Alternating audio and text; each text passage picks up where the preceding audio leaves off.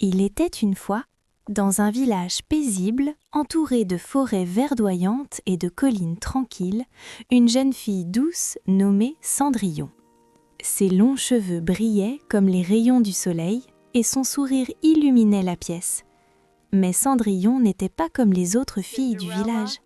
Elle vivait avec sa belle-mère Cruelle et ses deux demi-sœurs gâtées, qui la forçaient à faire tous les travaux domestiques. Un jour ensoleillé, les nouvelles se répandirent dans le village qu'il y aurait un grand bal au palais. Le roi cherchait une épouse pour son fils, le prince Léo.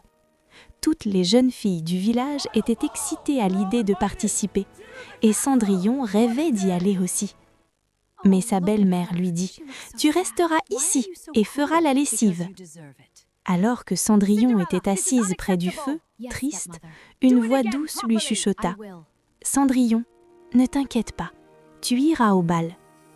Surpris, Cendrillon leva les yeux et vit une belle fée devant elle, ses ailes scintillant comme des étoiles.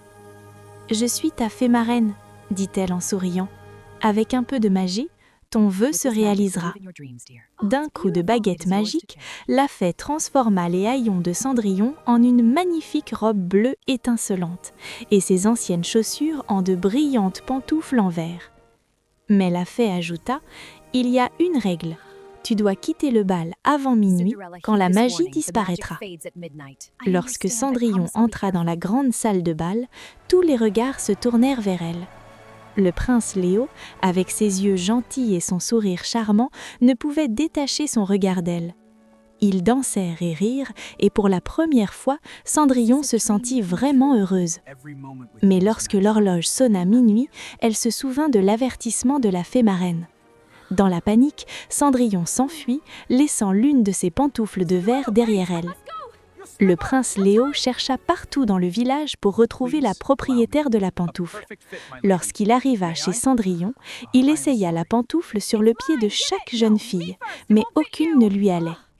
Quand Cendrillon s'avança, la pantoufle lui alla parfaitement. Le prince Léo s'écria « C'est toi! Veux-tu m'épouser, Cendrillon ?» Cendrillon sourit et répondit « Oui ».